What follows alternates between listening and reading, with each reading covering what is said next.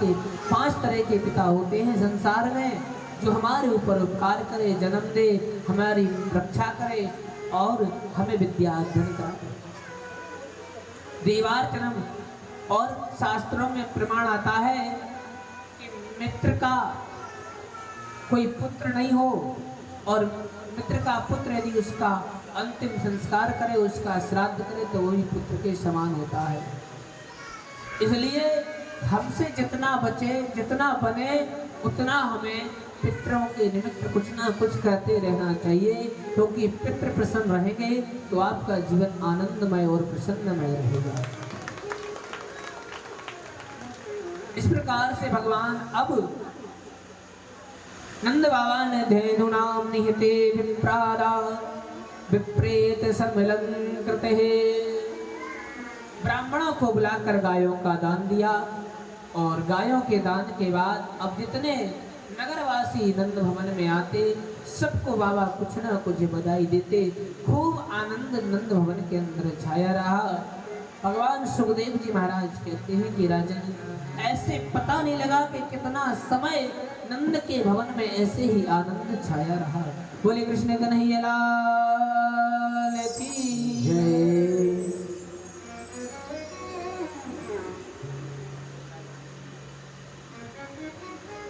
सुखदेव जी महाराज कहते हैं कि राजन, नंद बाबा के भवन में 4 दरवाजे थे। चारों दरवाजे से बाबा किसी दरवाजे से सोना चांदी, किसी से हीरे मोती, किसी से अन्न धन और किसी से स्वर्ण, जो भी बधाई देने आता बाबा उसको उपहार भेंट स्वरूप करते। आज नंद बाबा ने जितना था उतना दिया पर कम नहीं हुआ। क्यों? कि जहां भगवान साक्षात प्रकट हो गए वहां की तुलना क्या करें। सुखदेव जी कहते हैं कि राजन, एक मुंह से तो नंद उत्सव का बखान करना संभव नहीं है। बोले एक मुख से तो कोई बखान ही नहीं कर सकता है कि नंद भवन में कैसा उत्सव छाया था, और ना कोई उसे सुन सकता है। बोले ऐसा आनंद छाया हुआ। आकाश से देवता भी नर रूप बनाकर बधाई लेने और भगवान कृष्ण कन्हैया के दर्शन को आ रहे थे। नंदा पथिम्बाच सौर्णिर्मृषते विचिन्तयन्। बोले नंद बाबा खूब सबको लुटा रहे थे और उसी नंद उत्सव के बीच कंस को जब पता लगा कि उसे मारने वाला पैदा हो गया है, तो कंस ने पूतना को बुलाया और पूतना अपने स्तनों में कालकूट का विष लगाकर ब्रज के अंदर आई। सुंदर रूप बनाकर आई, मैया को बधाई दी। मैया ने पूछा, बहन तुम कौन हो? पूतना ने कहा कि मैं तुम्हारी बहन हूँ। और भगवान पूतना की गोद में मैया ने दे दिए। मैया कोई कार में लग गई। भगवान 6 दिन के हुए तो उससे पूतना जैसे ही भगवान को लेकर आकाश में उड़ी और अपना स्तनपान कराने लगी, तो भगवान सुखदेव जी कहते हैं कि राजन, पूतना के स्तनपान करते करते भगवान प्राणों का पान कर गए। पूतना का प्राणांत हो गया। पूतना नीचे गिर गई, मर गई। और जब उसके शरीर को जलाया गया तो बड़ी सुगंध उससे निकली, जैसे मलयाग्र चंदन में सुगंध आती है। बोले ऐसी दुष्टा राक्षसी के शरीर से इतनी सुगंध क्यों आई?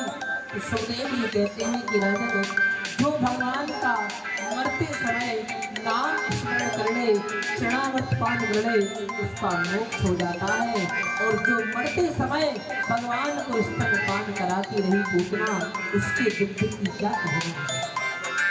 बोले भगवान कृष्ण कन्हैया इतने दयालु हैं कि पूतना को कम्मम दयालु शरणम ब्रजेमा, अपने माँ यशोदा और देवकी की जैसी गति दे दी। इतने भगवान कृपालु और दयालु हैं। बोले भगवान केवल क्रिया देखते हैं। क्रिया क्या? बोले पूतना स्तनपान करा रही थी और बच्चे को स्तनपान एक माँ कराती है, तो बस इसी मात्र भाव से भगवान ने पूतना को माँ की गति दे दी। बोले कृष्ण कन्हैया लाल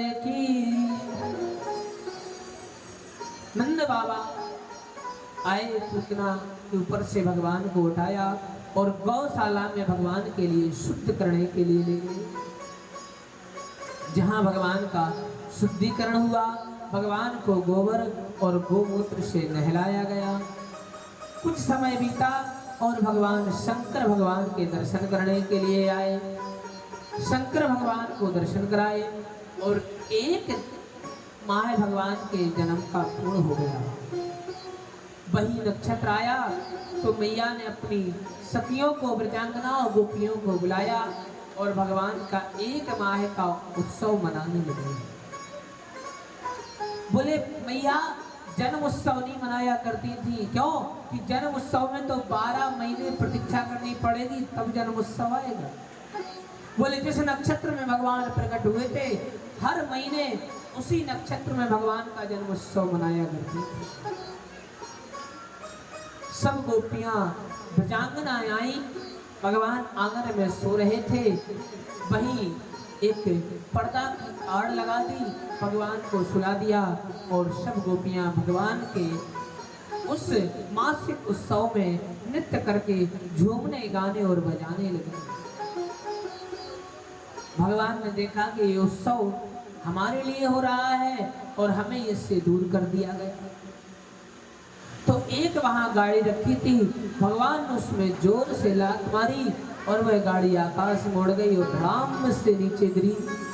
पूरी नदी की मटकियां फूट गई। मैया ने पूछा बालकों से कि बालक क्या भयो?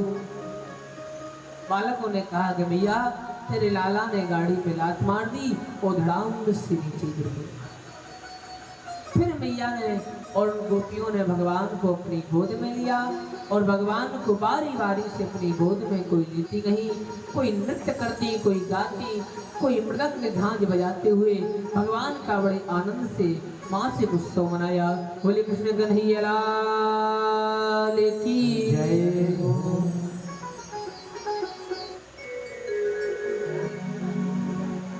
हो पलना में ललना झुलावे, यशोदा मैया पलना में ललना, पलना में ललना झुलावे, यशोदा मैया पलना में ललना।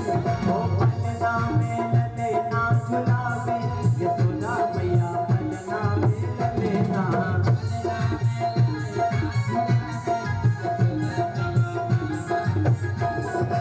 ललना झुलावे और ललन को सुनावे, ललना झुलावे और ललन को सुनावे। पलना में पलना में पलना में ललना झुलावे, यशोदा मैया पलना में ललना।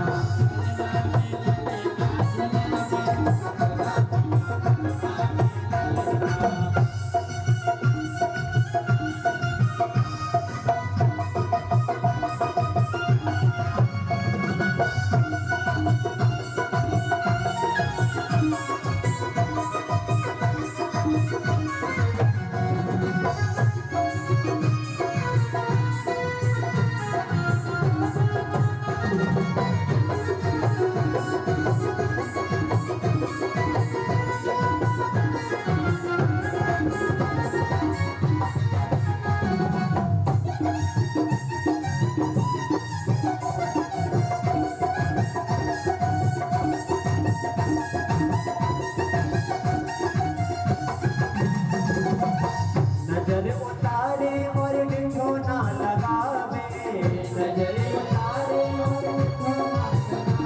और निठोना लगावे, हाँ निठोना लगावे, ओ नजर उतारे और निठोना लगावे। अरे घेर लाई लून और उड़ानो उड़ावे, और उड़ानो उड़ावे। पलना में पलना में पलना में ललना झुलावे, यशोदा मैया पलना में ललना।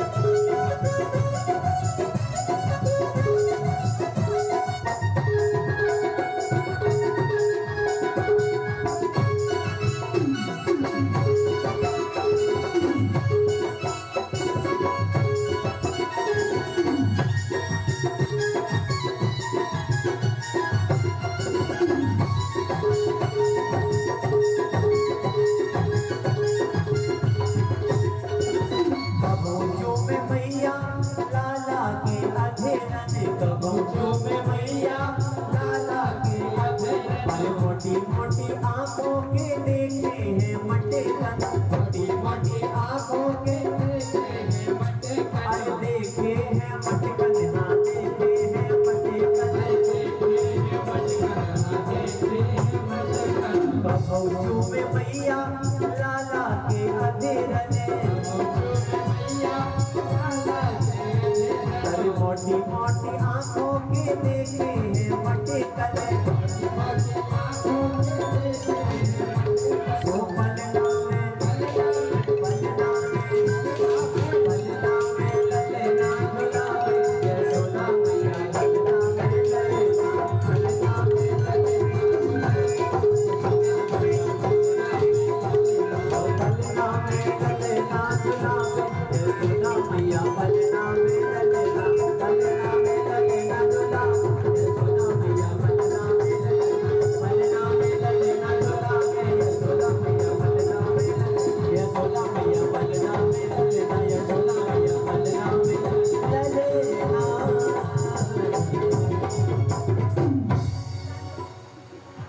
बोले कृष्ण कन्हैयालाल की जय हो।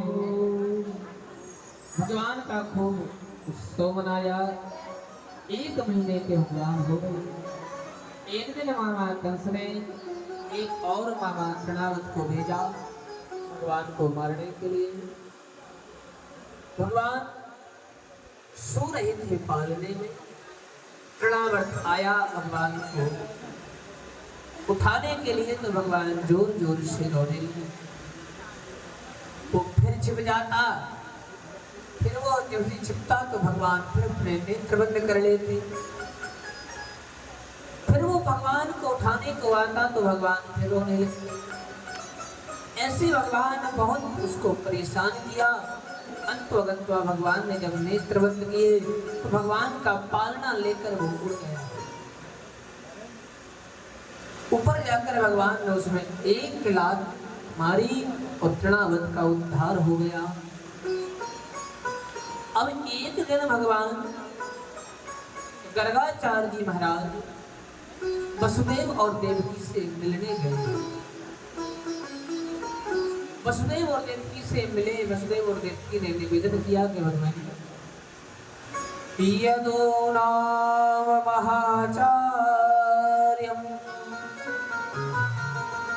ख्यातस्य भुवि सर्वथा सूतं मया संस्कृतं ते मदीयते देवकी सुतम्। बोले भगवान आप आचार्य हो। कहाँ के? यदुना महा आचार्यम, आप यदुवंश के आचार्य हो, पुरोहित हो। और मेरे दोनों पुत्र नंद के भवन में हैं, तो आप एक काम करिए तो दोनों के नामकरण कराओ।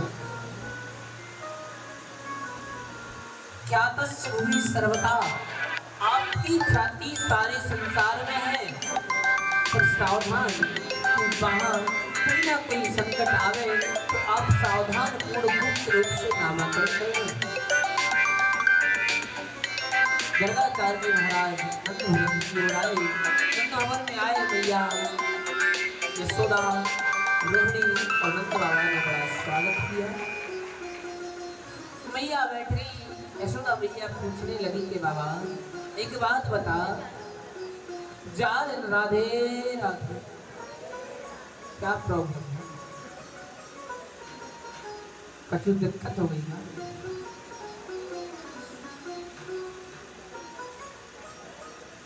तो नंद बाबा ने कहा, बैठे गर्गाचार्य जी पूजयामास विधिवत। पहले चरण धुलाए, जलपान को दिया, आसन दी, बैठाला। फिर इसके बाद मैया यशोदा ने पूछा कि बाबा एक बात बताओ, जान से मेरो लाला मेरे घर में जन्मो है, तादन से जापे कछु ना कछु संकट आवे। तो जाकी ने काद ग्रह दशा देखो जहाँ पे कौन सो ग्रह चल रहा है, कौन सी जाकी ऐसी महादशा चल रही है जो जहाँ पे कोई ना कोई संकट आवे। भगवान गर्गाचार्य जी बोले कि भैया तू अपने लाला का नाम तो बता, तेरे लाला को नाम का रखो तुमने। गर्गाचार्य जी से भैया बोली बाबा नाम आप तो जाको मैंने कछु ना रखो। बोले पर जब नाम नहीं रखो तो जाके मैं का ग्रह देखो, का नक्षत्र देखो, का राशि देखो, तो ही मैं का बताऊं भैया कि जहाँ पे का ग्रह आवे। बाबा ने कहा कि महाराज अवयेक्षितोऽस्मिन् रहसि ममाकेरपि गोव्रजे कुरु दुजेति संस्कारम् स्वस्ति वाचनन पूर्वकम्। बोले महाराज मैंने भगवान का पूजन देवार्चन स्वस्ति वाचन सब करवा लिया है, हे गुरुजी, पर लाला का नाम नहीं रखा। तो आप एक काम करिए कि इसका नाम आप ही रख दो, हमारे दोनों लालाओं का।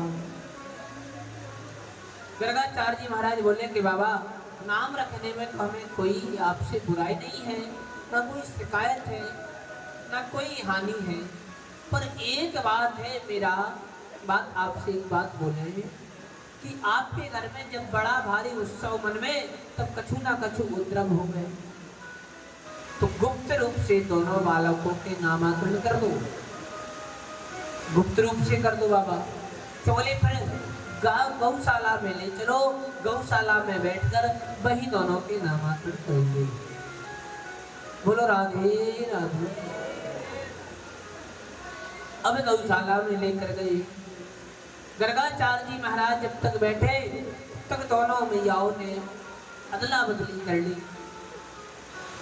कहा कि इसको परीक्षा ले लें बाबा की। बाबा का जो जानतवान तो है कि केवल जटा बना लिए, दाढ़ी बढ़ा ली और ऊपर की सफेदी आ गई।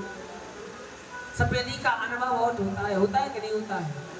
राधे राधे। सफेदी का अनुभव होता है कि नहीं होता है? ये बताओ पहले। नहीं होता? होता है। एक बात याद आ गई सफेदी से। एक बार एक ट्रेन में सफर कर रहे थे एक बाबा जी जिनके दाढ़ी बाल सफेद हो गए थे। वहां 10-5 लड़के और बैठे, युवा बच्चे, आपसी में वो बैठकर हल्ला करने लगे, चिल्लाने लगे। बाबा ने कहा कि बेटे क्यों परेशान कर रहे हो, मैं अकेला हूँ, वृद्ध हूँ, थोड़ा सा विश्राम कर लेने। बच्चों ने सलाह की, बोले देखो बाबा को दिखाते हैं भी मजा। क्या दिखाएंगे? बोले गाड़ी की चैन खींच दी और अगर कोई आया टीटी वगैरह तो बाबा का नाम लगा देंगे कि बाबा ने खींची। और इसके अलावा अगर हम पकड़े भी गए तो जुर्माना भर देंगे। तो जुर्माना के लिए बोले एक काम करो, अकेले थोड़ी भरेंगे, सब थोड़ा थोड़ा सा चंदा कर लो। सबने 2-2, 5-5, 10-20 रुपए किए, 50 रुपए इकट्ठे करके एक समझदार व्यक्ति को कि बोले तुम समझते हो, बात अच्छे कर लेते हो अधिकारियों से, तुम्हें 50 रुपए रख लो, तुम निपटा लेना। बोले ठीक है हम निपटा लेंगे। गाड़ी की चैन खींच दी, टीटी आए, पुलिस वाले आए, बोले हाँ चैन किसने खींची? बोले इन बाबा जी ने खींची। बाबा बड़ा सफेदी का अनुभव था, हाथ जोड़ के खड़ा हो गया, बोले बिल्कुल सर मालिक हमने ही खींची। बोले तुमने क्यों खींची? बोले क्या करें साहब, ये गाड़ी से नीचे फेंक रहे थे। बोले ये गाड़ी से हम नीचे फेंक रहे थे और हमारे पास 50 रुपए थे, वो भी इनने छुड़ा दिए। बोले फलाने बच्चे की ऊपर की जेब में रख दिए और हमें गाड़ी से नीचे फेंक रहे थे, प्राण नहीं बचाते, मरता क्या नहीं करता। बोले ऐसे मरना तो इससे अच्छे कुछ देर जेल में रह लेंगे। बोले अरे प्राण बचाने के लिए किए, उसकी जेब देखी, 50 रुपए निकले, बच्चों को उतार कर टीटी और पुलिस वाले नीचे ले गए, बाबा को 50 रुपए दे गए और बाबा बैठ गए। बच्चे प्लेटफार्म से नीचे उतरे, जाने लगे। बाबा ने अपनी दाढ़ी पर और बालों पर हाथ घुमाया, बोले बेटा इस सफेदी ऐसे नहीं आ गई, सफेदी का अनुभव है। तो गर्गाचार्य जी महाराज को माताओं ने देखा, बोले बाबा की ऐसे नहीं के उम्र पूरी हो गई हो तो सफेदी आ गई, बाल बढ़ा लिए, जटा बना लिए, कुछ जान का बात तो है, लेकिन जो कछु भी कह दे वो प्रजा की बात पे हम विश्वास कैसे करें, हमारा विश्वास भी तो होना चाहिए। दोनों माताएं पहुंची, गौशाला के अंदर बैठी। अब रोहिणी माता के पुत्र को यशोदा मैया ने ले लिया और यशोदा माता के बालक को रोहिणी मैया ने ले लिया। बाबा नामकरण करने बैठे, पहले यशोदा मैया की गोद की ओर देखा तो अहम ही रोहिणी पुत्रो रमयन सुहृदो गुणै आख्यास्यते रामेति बलादिवाक्यं बलं विदुः। गर्गाचार्य जी कहने लगी कि यशोदा आपकी गोद में जो रोहिणी का पुत्र है ना, रमयन सुहृदो गुणै, ये बहुत बड़ा बलवान होगा, गुणवान होगा। आयाख्यस्ते राम इति, बहुत बलशाली होगा। और